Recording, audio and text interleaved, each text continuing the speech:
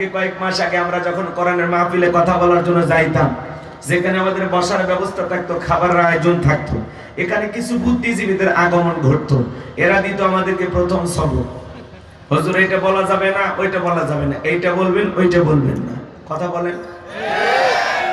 এরপরে যখন আমরা মঞ্চে চলে আসতাম, আবারও দ্বিতীয় দফায় কিছু বুদ্ধিজীবীদের আগমন ঘটতো। এরা দিত দ্বিতীয় সবক, হুজুর এলাকায় মোটামুটি আমরাই ওয়াজ্জা করবেন, খবরদার নেত্রীর বিরুদ্ধে যেন কোনো কথা না হয়। এখন কি আর এই বুদ্ধিজীবীরা আছে ভাই? পাঁচ লাইট মেরেও চেহারা খুঁজে পাওয়া যাচ্ছে না, কথা বলে ঠিক না? এই জন্য মনে রাখবেন, জুলুম কখনো চিরস্থায়ী হতে পারে। জালেমদের শেষ পরিণতি হলো পরাজয়, আর মাজলুমদের শেষ পরিণতি হলো বিজয়। আল্লাহু আকবার বলেন। শেষ বিজয়ের হাসি মুসলমানেরা হাসবে, কথা বলে ঠিক না? যারা জুলুম করেছিল আজকে তারা পরাজিত।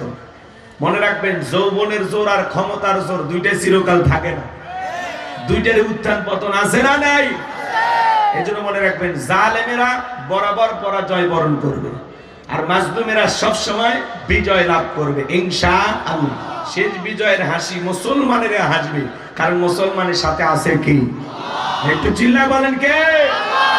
এই পৃথিবীর ভূখণ্ডে অসংখ্য নবী রাসূলকে আল্লাহ পাক পাঠিয়েছেন। নবী রাসূলেরা যখন দাওয়াতি কাজ করেছেন, তাদের দাওয়াতি কাজেও কাফের বেঈমানরা বাধার প্রাচীর তৈরি করে দিয়েছিলেন। এরপরে আল্লাহর পয়গম্বররা শত বাধার প্রাচীরকে ভেঙে আল্লাহর জমিনে আল্লাহর পথে মানুষকে দাওয়াত দিয়েছেন, কথা বলেন ঠিক কিনা? আপনারা আমার প্রিয় নবী কালিমার দাওয়াত দিতে গিয়ে করণের প্রচার করতে গিয়ে মার খেয়েছেন, রক্ত জুড়িয়েছেন, দান্দার মোবারক শহীদ হয়ে গেছেন। সাহাবায়ে কিরাম দ্বীনকে প্রতিষ্ঠিত করতে মার খেয়েছেন, রক্ত জুড়িয়েছেন, জীবন দিয়েছেন। ও বাংলার মুসলমান, 1971 সালে দেশের মাটির জন্য, এদেশের স্বাধীনতার জন্য আপনারা আমার পূর্বপুরুষেরা যদি জীবন দিতে পারেন, রক্ত দিতে পারেন, 2024 সালে স্বৈরাচার জালেমকে বিদায় করে দেওয়ার জন্য এদেশের 2000-এরও বেশি মানুষ যদি রক্ত দিতে পারেন, জীবন দিতে পারেন। ও বাংলার মুসলমান, যদি কখনো ডাক আসে আল্লাহর এই জমিনে আল্লাহর দ্বীনকে প্রতিষ্ঠিত করার জন্য, প্রয়োজনে বিবির কাছ থেকে বিদায় নে, সন্তানদের কাছ থেকে বিদায় নে, মাথায় কাফনের কাপড় বেঁধে আল্লাহর এই জমিনে আল্লাহর দ্বীনকে প্রতিষ্ঠিত করার জন্য, কোরআনের সমাজ ব্যবস্থা কায়েম করার জন্য নবীদের মতো, সাহাবায়ে কিরামদের মতো কারা কারা বুকের তাজা রক্ত দিতে রাজি? দুই হাত তুলে আল্লাহকে দেখান, দুই হাত তুলে আল্লাহকে দেখান।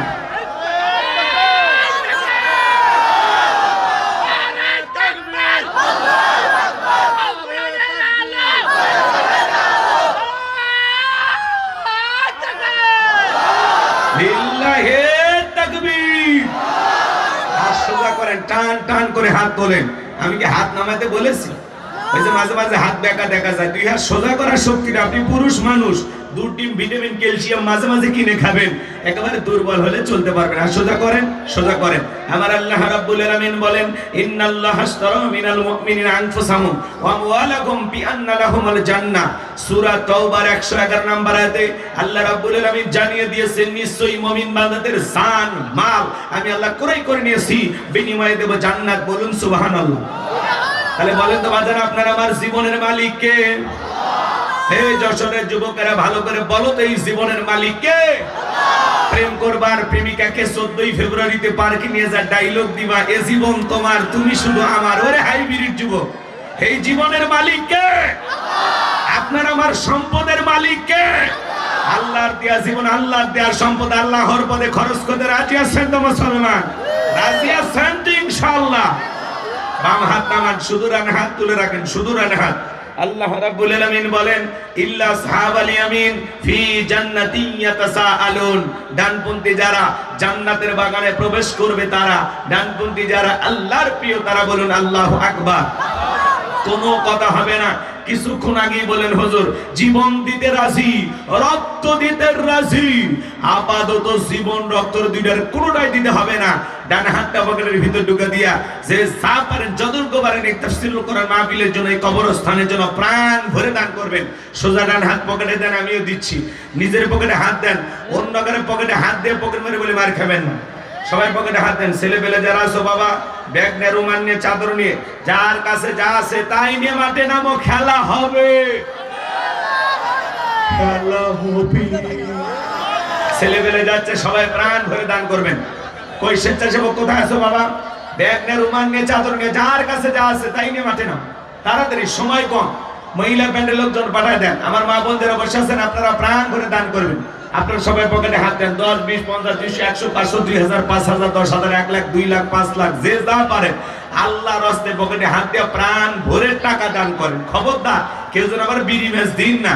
2014 সালে ওয়াজ করতে গেছিলাম রংপুর তারাগঞ্জ, ওই জায়গায় কালেকশন চলতেছিল। একজন ব্যাগের ভিতর দিয়েছিল 2 প্যাকেট বিড়ি, দিয়ে লেখা দিয়েছে 1 প্যাকেট মাহফিল কমিটির আর 1 প্যাকেট বক্তা। কত বড় দুষ্ট চিন্তা করেন, এরকম দুষ্টামি করা যাবে না। সবাই পকেটে হাত দিয়ে প্রাণ ভরে টাকা দান করবে। আল্লাহ সবাইকে দান করে তৌফিক দান করুন। এলাকার গণ্যমান্য ব্যক্তিবর্গ যারা আছেন আমার হাতে দেবেন, 500 টাকা, 1000 টাকা, 2, 4, 5, 10,000, তাড়াতাড়ি দেন। সময় কম, আমরা আলোচনায় চলে যাব। জি জি তাড়াতাড়ি চলে যাবো ইনশাআল্লাহ আলোচনায়। খুব দ্রুত গতিতে দিয়ে দেন। ছেলেপেলে যারা দাঁড়িয়ে আছে ওদের কাছে যাবেন। সবাই একটু মেহেরবানি করে দান করবেন। জীবনের শেষ ঠিকানা কবরস্থানের জন্য আল্লাহ সবাইকে দান করে তৌফিক দান করুন। জোরে বলুন আমিন। আর একটু জোরে বলেন আমিন। আসেন আসেন দরদিরা আমার, দিয়ে ধন বসে মন কেড়ে নিতে কতক্ষণ। নদীর একুল ভাঙে অকল করে, এই তো নদীর খেলা। সকালবেলা টাকাওয়ালা তুই ফকির সন্ধ্যাবেলা, দান করিলে মাল কমে না, নেকির পাল্লা হয় ভারী। গুনাহ খাতা মাফ করে দিয়া আল্লাহ জান্নাতে বানায় দিও ঘর বাড়ি। জোরে বলেন মারহাবা, লা ইলাহা ইল্লাল্লাহ। জোরে লা। ছেলেবেলে ব্যাগ নিয়ে গেছে, ভাই যে যা পারেন যতটুকু পারেন প্রাণ ভরে দেন। আমি মুসাফির, আমার হাতে 500 টাকা, 1000 টাকা, 2, 4, 5, 10,000 যারা দিবেন তারা দেবেন। সময় কম, আমি মন থেকে আপনাদের জন্য দোয়া করবো। আজান তাহাজ্জুদ পরে আপনাদের কথা স্মরণ করে দোয়া করবো। আসেন আসেন। আল্লাহর কোন বান্দা আছেন 500 টাকা, 1000 টাকা, 2, 4, 5, 10,000 দিবেন? একটু পকেটে হাত দেন ভাই, দেন। দেওয়ার মতো কেউ নাই, সব দিয়ে দিছে আগে। এর আগে কালেকশন হয়েছে, ঠিক আছে, ওনারাই সব দিয়ে দিচ্ছেন। আমারে দেওয়ার মতো কেউ নাই। মুসাফিরের হাতে হাত দিয়ে একটু দোয়া নেবেন এরকম কেউ নাই। আসেন না বাজার, দিলটা নরম করেন। কত টাকা পয়সা কত দিকে খরচ হয়ে যায়, দেন না বাজার, দিলটা নরম করে দেন, মেহেরবানি করে দেন। ছেলে পেলে ব্যাগ নিয়ে গেছে, সবাই দেবেন, কৃপণতা করবেন না। 10, 20, 50, 200, 100, 500 যে যা পারেন। আমি মুসাফির হিসেবে আপনাদের কাছে চেয়েছি, কেউ নিরাশ করবেন না, সবাই একটু মেহেরবানি করে দেবেন। মহিলা প্যান্ডেল আছে, আমার মা বোনদের কাছে লোকজন পাঠায় দেন। আমি জানি এলাকার মা বোনদের হাতে রান্না যেমন ভালো, মনটা তার সাথে বেশি ভালো। আল্লাহ আমার মা বোনদেরকে বেশি করে দান করে তৌফিক দান করুন। ছেলে বলুন আমিন। যাদের বোন আয়েশা, ফাতেমা, খাদিজার মতো নরম, তারা অবশ্যই দান করবে ইনশাআল্লাহ। মেহেরবানি করে সবাই প্রাণ ভরে দান করেন। একটু জিকির করেন লা ইলাহা।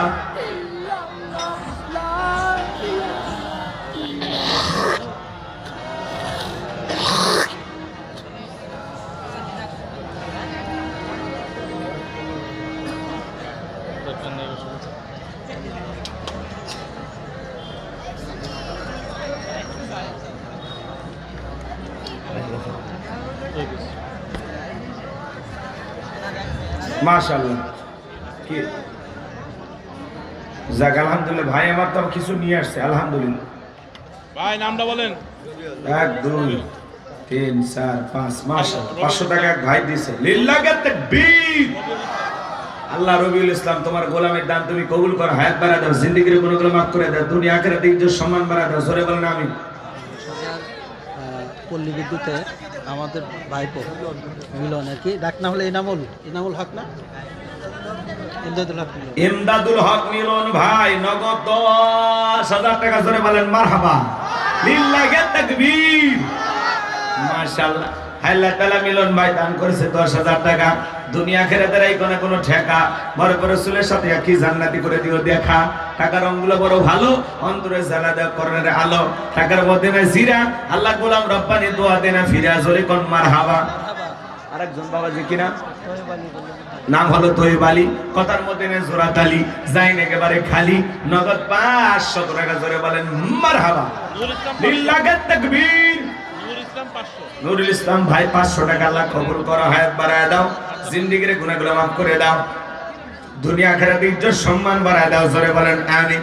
ভাই যারা ব্যাগ নিয়ে গেছেন দয়া করে টাকাগুলো মঞ্চে নিয়ে আসুন। ভাই এই ছেলে পেলে কথা বলা যাবে না, আস্তে আস্তে, তোমরা এত আওয়াজ করবে কেন? এই টাকা নিন, কথা বললেন না, সব ব্যাগ এক জায়গায় করেন ভাই, ওই টাকাগুলো এক জায়গায় করেন। মহিলা প্যান্ডেলের টাকা এক জায়গায় করেন। চলেন আমরা আলোচনায় চলে যাই, আর কষ্ট দেব না। আমি একটু, যেহেতু লিখেছেন তাফসিরুল কোরআন মাহফিল, আলোচনা তাফসির ভিত্তিক হওয়া দরকার আছে না নাই? কিন্তু লেখার সাথে অনেকের তো মানে শোনার বা চিন্তা ভাবনার মিল পাওয়া যায় না। তো একটু মেহেরবানি করে আমাকে সময় দিয়ে আপনারা একটু সহযোগিতা করবেন। আমি প্রাণ ভরে আপনাদের সামনে কথা বলবো ইনশাআল্লাহ। আপাতত 12:30 পর্যন্ত এই মাহফিলে থাকার ধৈর্য আছে কি আপনাদের? 1.5 ঘন্টা সময় আপনারা দিতে রাজি আছেন তো ইনশাআল্লাহ? আল্লাহর কোরআনে মহব্বতে কারা কারা 12:30 পর্যন্ত থাকবে দুই হাত তুলে বলেন ইনশাআল্লাহ। আর একটু জোরে বলেন ইনশাআল্লাহ। আরো একবার বলেন ইনশাআল্লাহ। আল্লাহ আপনাদের কবুল করুন, জোরে বলুন আমিন। এই যে হাত তুলে ওয়াদা দিলেন, ওয়াদা ভঙ্গ করা কিসের লক্ষণ? মুনাফিকের লক্ষণ। আমার বিশ্বাস আপনাদের এলাকায় মুনাফিকের কোনো জায়গা নাই, কথা বলে ঠিক না? আমার বিশ্বাস আমার সামনে যারা বসে আছে সবাই প্রকৃত মুমিন, নির্ভেজাল মুসলমান, খাঁটি আল্লাহর গোলাম, এটা আমি বিশ্বাস করি। এই জন্য ওয়াদা দিয়েছেন, ওয়াদা ঠিক রাখবেন। 12:30 পর্যন্ত আপাতত থাকেন, তারপরে বোনাস টাইম আরো কিছু বাড়ায় দেব। আপনারা এই পরিবেশে যদি বসে থাকেন আরো আধা ঘন্টা বাস করলে সমস্যা নেই, কোনো সমস্যা নেই। আপনারা আছেন যতক্ষণ, আমিও আছি ততক্ষণ। আপনারাও নাই, আমিও নেই। আপনারাই হলেন আমাদের মূল সম্পদ। ভাই ভাই এই জায়গায় কি এ ভাই এত কথা বলা যাবে না। আপনারা যেভাবে চিল্লাচ্ছেন আজারি ভাই মাহফিল ফেল হয়ে যাচ্ছে। এত চিল্লে যাবে না শোনা, একটু চুপচাপ থাকতে হবে। কোরআনের মাহফিল এটা, জি কোরআনের কথা চুপচাপ শুনতে হয়, তাই না ভাই? وَإِذَا قُرِئَ الْقُرْآنُ فَاسْتَمِعُوا لَهُ وَأَنصِتُوا لَعَلَّكُمْ تُرْحَمُونَ। তোমাদের সামনে যখন কোরআন পাঠ করা হয় চুপ করে কান লাগিয়ে মনোযোগ সহকারে কোরআনের কথাগুলো শ্রবণ করো। তাহলে চুপ থাকা লাগবে, আবার মনোযোগ সহকারে কান দিয়ে কথা শ্রবণ করা লাগবে। আকর্ষণ আমার দিকে, এদিকে খেয়াল। আশেপাশে কেউ কথা বলবে না, মহিলা প্যান্ডেল পাশে নাকি? ওই জন্য একটু চিল্লা পাল্লা শোনা যায়। মা বোন যারা বসে আছেন, মা দয়া করে কথা বলবেন না, একটু চুপচাপ থাকেন। চলুন আমি কথা বলবো পবিত্র কোরআনুল কারীমের 31 নম্বর সূরা। সূরার নাম লোকমান। জোরে বলেন কি নাম? এটা জোরে বলেন কি নাম? আপনাদের উত্তর পাড়ার লোকমান না, এখানে লোকমান নামের 2-1 লোক থাকতে পারে কিনা বলেন? আছে? কি নাম বলেন তো আপনার? লোকমান নামের কেউ আছেন? আছে? মাশাআল্লাহ, আপনার নাম লোকমান? লোকমানে হাকিম, মাশাআল্লাহ, পাওয়া গেছে একজনকে। এদিক খেয়াল করবেন, মনোযোগ দেবেন। কোরআনের কথাগুলো যদি আপনারা একটু চুপচাপ শোনেন, মনোযোগ সহকারে শোনেন, তাহলে ভালো লাগবে ইনশাআল্লাহ। মনটা আবু বকরের মতো নরম করে বসেন, যত বলবো তত মজা পাবেন। আর মনটা যদি আবু জেলের মতো 2 নাম্বারি আর পেঁয়াজ গোছ দিয়ে ভরা থাকে, যত শুনবেন শয়তানি তত বাড়বে। কারণ আবু জেল সারা রাত কোরআন শুনেছে, সকালবেলায় বলতো নবী মুহাম্মদ পাগল, জাদুকর, গণক, কবি। জোরে কর নাউজুবিল্লাহ। সারা রাত কোরআন শুনে সকালবেলা কি বলতো? পাগল। এরকম কিছু লোক আছে কোরআন শোনে না, 2-1টা কথা শুনবে আর 4টা সমালোচনা করবে। আমরা যেন এরকম না হই, আল্লাহ যেন আমাদের হেদায়েত দান করেন। জোরে বলেন আমিন। সূরার নাম লোকমান। মোট আয়াত আছে 34টি, রুকু আছে 4টি। বিশ্বনবীর মক্কার জিন্দেগিতে আল্লাহ তাআলা এই সূরাটি নাজিল করেছেন। এই লোকমানে হাকিম একজন জ্ঞানী ব্যক্তি ছিলেন। এই লোকমানে হাকিম সাধারণ একজন মানুষ ছিলেন, নবীও ছিলেন না, রাসূলও ছিলেন না। কিন্তু এই সাধারণ মানুষকে আল্লাহ পাক স্মরণীয় করে রেখে দিলেন। কারণটা কি? কারণ আছে না নাই? জোরে বলেন, কারণ আছে না নাই? সম্মানিত ভাইরা আমার, এই লোকমানে হাকিম ছিল একজন কৃতদাস। মানুষের বাড়িতে ছাগল চরানোর কাজ করত। সেই রাখাল মানুষটার সম্মান মর্যাদা আল্লাহ কেন বাড়িয়ে দিলেন?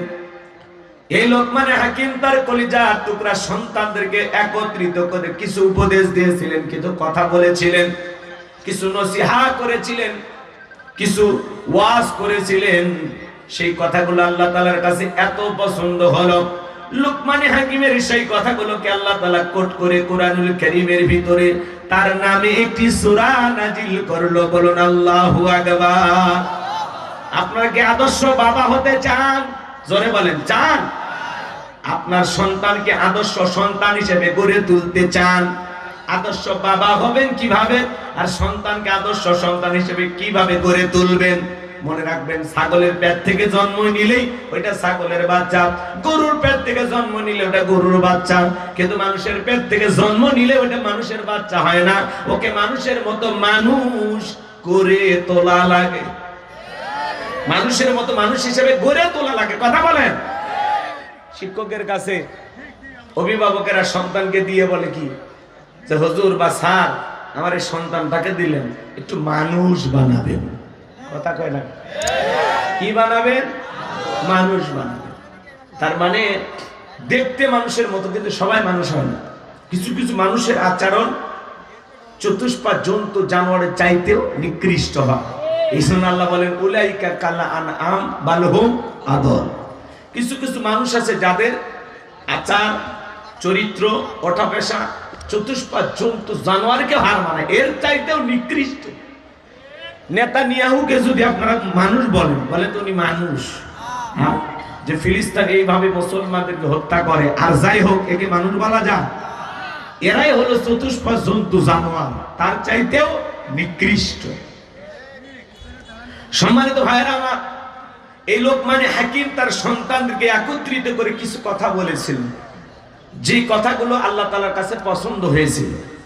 যদিও লোকমান হাকিম চেহারাটা ছিল তার কালো, ঠোঁটগুলো ছিল মোটা, দেখতে মানুষ হিসাবে খুব বেশি লম্বা ছিলেন না, খাটো মানুষ ছিলেন। চেহারা ছিল কালো, অন্তর ছিল ভালো।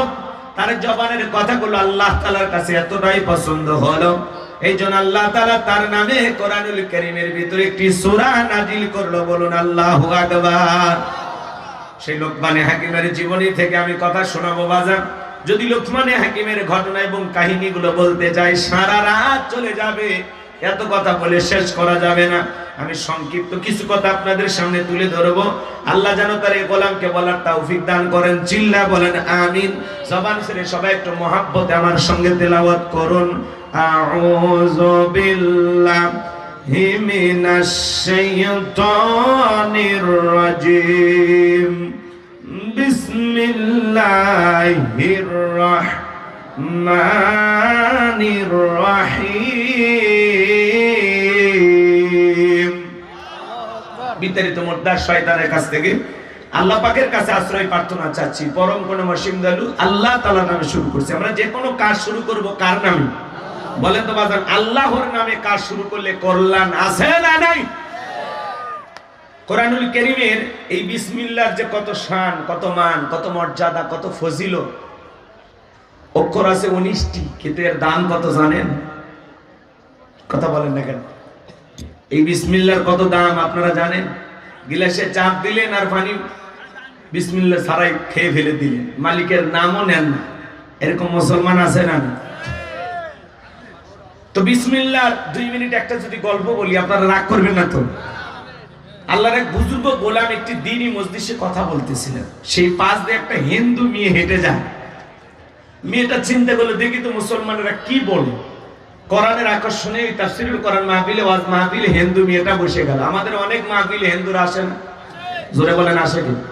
হিন্দু মেয়েটা বসে পড়ে গেল। আমার ভাইয়েরা, আল্লাহর সেই বুজুর্গ গোলাম আলোচনা করতেছেন, কুল হুয়াল্লাহু আহাদ। হে নবী আপনি বলুন আল্লাহ এক, আল্লাহ দ্বিতীয়। মেয়েটা জানতে পারলো সৃষ্টিকর্তার নাম আল্লাহ। আল্লাহর সেই বুজুর্গ গোলাম আলোচনা করতে করতে এক সময় গিয়ে বললেন, ইন্নাদ দীনা ইনদাল্লাহিল ইসলাম। আল্লাহর কাছে শুধুমাত্র কেবলমাত্র একটি ধর্ম মনোনীত, সেই ধর্মের নাম হলো ইসলাম। মেয়েটা যখন জানতে পারল সৃষ্টিকর্তার নাম আল্লাহ, শ্রেষ্ঠ ধর্মের নাম ইসলাম, মেয়েটা তখন চিন্তা করলো, আমি আর অমুসলিম থেকে বাড়িতে যাব না, আমি কালেমা পড়ে মুসলমান হব। বলুন সুবহানাল্লাহ। মেয়েটা এবার কালেমা পড়ে মুসলমান হয়ে গেল। বাড়িতে যাওয়ার পরে উঠতে বসতে বিসমিল্লাহ পড়ে। ওই যে বিসমিল্লাহর ফজিলতের আলোচনা শুনেছেন, উঠতে বসতে বিসমিল্লাহ পড়েন, উঠতে বসতে বিসমিল্লাহ পড়েন। হঠাৎ করে মেয়েটার মা আবার শুনতে জিজ্ঞাসা করেছে, মা তোর জবান দিয়ে কি যেন শুনলাম? মেয়েটা ডেকে বলে, মা মুসলমান হবে যারা, মিথ্যা কথা বলবে না তারা, অকুলু কওলান সাদীদা। মুসলমানেরা হবে সত্যবাদী, মুসলমান কখনো মিথ্যা কথা বলতে পারে। মেয়েটা ডেকে বলে, মা কয়েকদিন আগে মুসলমানদের একটি ধর্মীয় মাহফিলে, কোরআনের মাহফিলে গিয়ে, ওয়াজ মাহফিলে গিয়ে, মুসলমানদের দ্বীনি মজলিসে গিয়ে আমি কিছু আলোচনা শোনার পরে আমার ভিতরে আল্লাহ তাআলা পরিবর্তন করে দিয়েছেন। আমি কালেমা পড়ে মুসলমান হয়েছি। বলুন সুবহানাল্লাহ। এই কথা শোনার পরে ডেকে বলে, মা তুমি আমাদের একমাত্র আশা ভরসা, এসব কি শুনছে, এখনো সময় আছে মা, ইসলাম ধর্ম ত্যাগ করো। মেয়েটা ডেকে বলে, মা ইসলাম মানতে গিয়ে যে মজার স্বাদ, যে ভালো লাগা আমি পেয়েছি মা, আমার পক্ষে ইসলাম ধর্ম ছাড়া সম্ভব নয়। বলেন আল্লাহু আকবার। এইবার রাত্রি বেলায় বাবা চলে আসছে, ডেকে বলে, স্বামী সর্বনাশ হয়ে গেছে, আমাদের একমাত্র মেয়েটা কালেমা পড়ে মুসলমান হয়েছে, তাই নাকি? বলে হ্যাঁ। মেয়েটাকে ডাকলেন, জিজ্ঞাসা করে, মা এসব কি শুনছি, তুমি নাকি মুসলমান হয়েছো? মেয়েটা ডেকে বলে, যা শুনেছেন বাবা সত্য, আমি কালেমা পড়ে মুসলমান হয়েছি। বাবা অনেকভাবে বুঝাইলেন, মা তুমি আমাদের আশা ভরসা, তুমি আমাদের বংশের গৌরব, তুমি মুসলমান হয়েছে, এই কথা প্রকাশ হয়ে গেলে সমাজের চোখে আমার মান সম্মান থাকবে না, আমার উঁচু মাথা নিচু হয়ে যাবে, বংশের মুখে চুনকালি পড়বে। আছে তো আসবে না।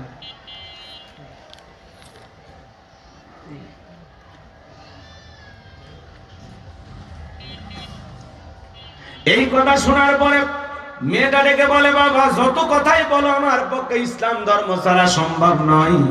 আমার ভাইয়েরা দিল দিয়ে কথাগুলো বোঝার চেষ্টা করবেন। বাবা এবার রাগান্বিত হয়, মেয়ের গালে একটা থাপ্পড় বসায় দিলেন। মেয়েটা চোখের পানি ছেড়ে দিয়ে কাঁদে আর বলে, বাবা যত খুশি আঘাত করতে পারো, মারতে মারতে যদি আমাকে মেরেও ফেলে দাও, ও বাবা জীবন দিতে রাজি আছি, কিন্তু ইসলাম ধর্ম ছাড়তে রাজি নাই। বলেন আল্লাহু আকবার। বাবা বুঝতে পারলেন মেয়েটা কোনো মতেই ইসলাম ধর্ম ছাড়বে। এইবার পরের দিন ওই দেশের বাদশার দরবারে চলে গেলেন। ওই দেশের যিনি বাদশা ছিল বাজান, তার সিলমোহর মারা একটা আংটি ছিল। প্রত্যেক দিন এই বাদশা এক একজন ব্যক্তির কাছে আংটিটা হেফাজতের দায়িত্ব দিতেন। সেই দিন ওই ব্যক্তির দায়িত্ব পড়ে গেছে। আংটিটা খুলে যখন বাদশা তার হাতে দিয়েছেন, আর বলেছে যাও এই আংটিটা সংরক্ষণ করে রেখে দাও। লোকটা ডেকে বলে, বাদশা আমি নানান টেনশনে আছি, আপনার আংটি যদি আমি হারিয়ে ফেলে দেই, বাদশার নিয়ম অনুযায়ী বাদশা তাকে শুলিতে চড়ে ফাঁসি দিয়ে মারে। ইমানদার এই ব্যক্তি তখন ডেকে বলে, আমার পক্ষে আপনার আংটিটা সংরক্ষণ করে রাখা সম্ভব নয়, হারিয়ে ফেলে দিলে আপনি তোমাকে ফাঁসি দিয়ে মারবেন। বাদশা ডেকে বলে, তাহলে কি করবা? বলে, আপনি যদি মনে কিছু না নেন, আমার বাড়িতে আমার একটা মেয়ে আছে, আমি আমার মেয়ের কাছে এই দায়িত্ব দেব। বাদশা ডেকে বলে, আমার কোনো আপত্তি নাই, দেশের আইন সম্পর্কে মেয়েটাকে অবশ্যই অবগত করবেন। বাড়িতে চলে গেল, মেয়েটার হাতে যখন আংটি খুলে দিয়েছে, আর ডেকে বলে, মা এটা বাদশার সিলমোহর মারা আংটি, যদি তুমি হারিয়ে ফেলে দাও, বাদশা কিন্তু তোমাকে ফাঁসি দিয়ে মারবে, আমি বাবা হয়েও কিন্তু বাঁচাতে পারবো না। মেয়েটা এবার আমার ভাইয়েরা আংটিটা বিসমিল্লাহির রহমানির রহিম বইলা জামার পকেটে রেখে দিয়েছেন। বাবা রাতের বেলায় কৌশলী মেয়ের ঘরে প্রবেশ করেছেন, জামার পকেট থেকে আস্তে করে আংটিটা চুরি করেছেন। বাড়ির পাশে একটা নদী ছিল, নদীর ভিতরে ছুঁড়ে মারছেন, আর মনে মনে ভাবতেছেন, মেয়ে রে, ও আমার মেয়ে, এই যে বাদশার সিলমোহর আমার আংটিটা নদীর ভিতরে ছুঁড়ে মারলাম, দুনিয়ার কেউ তো দেখতে পাইল না। এই বাদশার সিলমোহর মারা আংটি হারানো অপরাধে বাদশা তোমাকে ফাঁসি দিয়ে মারবে। এই তুমি মুসলমান হয়েছো, প্রকাশও পেল না, সমাজের চোখে আমাকে ছোট হতে হলো না, আপন বাবা হয়ে মেয়ের বিরুদ্ধে এই গভীর ষড়যন্ত্র করলেন। কারণ একটা, বাবা হলো বেঈমান আর মেয়েটা হলো ইমানদার। ইমান আনতে গেলে আপন বাবাও সন্তানের বিরুদ্ধে ষড়যন্ত্র করতে পারে, যেমন ইব্রাহিম আলাইহিস সালামের বাবা আজব ঠাকুর। কথা বলে ঠিক না? ইসলাম মানতে গেলে আপন ভাইও ষড়যন্ত্র করতে পারে, যেমন ইউসুফ আলাইহিস সালামের ভাইয়েরা। কথা বলে ঠিক না? ইসলাম মানতে গেলে আপন স্ত্রীও ষড়যন্ত্র করতে পারে, যেমন লূত আলাইহিস সালামের স্ত্রী। কথা বলে ঠিক না? আমার ভাইয়েরা শোনেন, আপন বাবা হয়ে আংটিটা নদীর ভিতরে ছুঁড়ে মারলেন, মেয়েটার বিরুদ্ধে এই যে গভীর একটা ষড়যন্ত্র করলেন। এরপরে মেয়েটার তকদির নসিব ভাগ্য কোন জায়গায় নিয়ে যায়, আমি কি পুরো ঘটনাটাই বলবো? আপনারা কি একটু শুনতে চান? কারা কারা হাত তুলে দেখান তো বাজান। লিল্লাহি তাকবীর। হাত নামান। আমার ভাইরা একটু অপেক্ষা করেন, আমি যে কথা বলতে চাচ্ছিলাম। আমার আল্লাহ রাব্বুল আলামিন বলেন, ওয়ালাকাদ আতাইনা লুকমানাল হিকমাতা আনিশকুরু লিল্লাহ ওয়া মান ইয়াশকুর ফাইন্নামা ইয়াশকুরু লিনাফসিহি ومن كفر فإن الله غني حميد। আল্লাহ রাব্বুল আলামিন বলেন, আমি লোকমানে হাকিমকে হিকমত দিয়েছিলাম, জ্ঞান দিয়েছিলাম এবং বলেছিলাম লোকমান তুমি আমার শুকরিয়া আদায় করো। লোকমানে হাকিম আমি আল্লাহ তাআলার শুকরিয়া আদায় করেছিল। যারা শুকরিয়া আদায় করে সে তার নিজের জন্যই আদায় করে, আর যারা শুকরিয়া আদায় করে না তাদের জেনে রাখা উচিত আমি আল্লাহ অমুখাপেক্ষী, আল্লাহ কারো মুখাপেক্ষী নন। আমরা সবাই আল্লাহর মুখাপেক্ষী, কথা বলেন ঠিক কি না? আল্লাহুস সামাদ, তিনি কারো মুখাপেক্ষী নন। তামাম পৃথিবীর সব মানুষ তার মুখাপেক্ষী, কথা বলেন, কিন্তু আল্লাহ কারো মুখাপেক্ষী নন। এই জন্য আল্লাহ বলতেছেন আমি কারো মুখাপেক্ষী নই, আমি আল্লাহ অমুখাপেক্ষী। গনিয়ুন হামিদ, আমি আল্লাহ নিজেই প্রশংসিত, সুবহানাল্লাহ বলেন। এই জায়গায় মনোযোগ দিয়ে শুনবেন। আল্লাহ বলেন আমি লোকমানকে কি দিয়েছিলাম? হিকমত দিয়েছিলাম, ইলম দিয়েছিলাম, জ্ঞান দিয়েছিলাম এবং বলেছিলাম লোকমান তুমি আমার শুকরিয়া আদায় করো। লোকমানে হাকিম শুকরিয়া আদায় করার কারণে লোকমানে হাকিমের সম্মান মর্যাদা কমেছে না বেড়েছে? জোরে বলেন। লোকমানে হাকিম আল্লাহ তাআলার শুকরিয়া আদায় করার কারণে লোকমানে হাকিমকে আল্লাহ তাআলা কিয়ামত পর্যন্ত স্মরণীয় করে রেখে দিলেন, কথা বলে ঠিক কিনা? এই জন্য বান্দা যখন যত বেশি আল্লাহ তাআলার প্রশংসা আদায় করবে সেই বান্দার তত মর্যাদা আল্লাহ বৃদ্ধি করে দিবে, কথা বলেন ঠিক কিনা? তাহলে আমরা যদি সবাই আল্লাহ তাআলার জিকির করি, আল্লাহ তাআলাকে স্মরণ করি, আল্লাহ তাআলার কৃতজ্ঞতা আদায় করি, আল্লাহকে আল্লাহ বলে ডাক দেয়, এতে কি আমাদের লাভ নাকি আল্লাহর লাভ? অনেকে কয় আল্লাহর লাভ। শুকরিয়া আদায় করলে বান্দার লাভ, আল্লাহর কোনো লাভ নাই। না শুকরিয়া আদায় করলে বান্দার লস, আল্লাহর কোনো লস নাই। লাভ ক্ষতি যা সব বান্দার, আল্লাহর কোনো লাভ ক্ষতি নাই, আছে নাকি? আমার ভাইয়েরা, तमाम পৃথিবীর মানুষ যদি একত্রিত হয়ে আল্লাহকে আল্লাহ বলে ডাক দেয়, আমার আল্লাহর সম্মান মর্যাদা বাড়ে না? तमाम পৃথিবীর মানুষ যদি একত্রিত হয়ে আল্লাহকে আল্লাহ বলে না ডাক দেয়, আল্লাহর সম্মান মর্যাদা কমে না? আপনি ডাকলেও আমার আল্লাহ আল্লাহ, না ডাকলেও আমার আল্লাহ আল্লাহ। 5 বছর পরে ভোট দিয়ে নির্বাচন করে আল্লাহ হয় না, কথা বলেন ঠিক কি না? কেন আল্লাহর শুকরিয়া আদায় করবেন না? যে আল্লাহ তাআলা পৃথিবীর জমিনে আপনাকে আমাকে এক ফোঁটা নাপাক পানি থেকে সৃষ্টি করলেন, পৃথিবীর জমিনে মায়ের গর্ভ থেকে যখন পাঠিয়ে দিলেন, শরীরে কোনো পোশাক ছিল না, উলঙ্গ করে পাঠিয়েছিলেন। আজকে আপনার দেহ ঢাকার মতো পোশাক খেয়ে দিয়েছেন। এই যে শরীরে এত সুন্দর জামা পোশাক পরে আছেন, এটা কার দেয়া দান? রাগ করেন? মায়ের পেট থেকে আজ পর্যন্ত কোনো মানুষ কি জমির দলিল নিয়ে বের হয়েছে? লাখ টাকার বান্ডিল নিয়ে বের হয়েছে? টাকা নিয়ে আসলেন না, জমির দলিল নিয়ে আসলেন না, কিন্তু আজকে আপনাকে লক্ষ লক্ষ টাকা কে দান করছে? জায়গা জমির মালিক কে বানিয়েছে? কেন আল্লাহর শুকরিয়া আদায় করবেন না? কত মানুষ রেল স্টেশনে পইরা থাকে, ঘুমানোর মতো ঘর বাড়ি নাই, মাথার তলে ইট দিয়ে ঘুমায়, একটা বালিশও নাই, তার চাইতে কি আল্লাহ আপনাকে ভালো রাখে না? কেন আল্লাহর শুকরিয়া আদায় করবেন না? কেন? কত মানুষ রাস্তাঘাটে প্রতিবন্ধী দেখেন না, তার চাইতে আল্লাহ আপনাকে ভালো রাখেনি? পারস্যের কবি শেখ সাদী রহমাতুল্লাহ আলাইহি পায়ে এক জোড়া জুতা নাই, মনটা বড় খারাপ, ডেকে বলেন আল্লাহ আমি পারস্যের এত বড় কবি আর আমার পায়ে এক জোড়া জুতা নাই।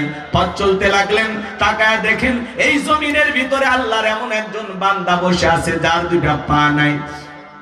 শেখ সাদী রহমাতুল্লাহ আলাইহি চোখের পানি ছেড়ে দিয়ে কাঁদলেন, সিজদায় লুটিয়ে পড়লেন আর ডেকে বলে আল্লাহ এই দুনিয়ার জমিনে তোমার এমন বান্দা আছে যার দুটা পা নাই আর আমার পায়ে জুতা নাই, আমি মন খারাপ করেছিলাম, আল্লাহ গো আপনি আমাকে মাফ করে দেন, আল্লাহ আপনি আমাকে মাফ করে দেন।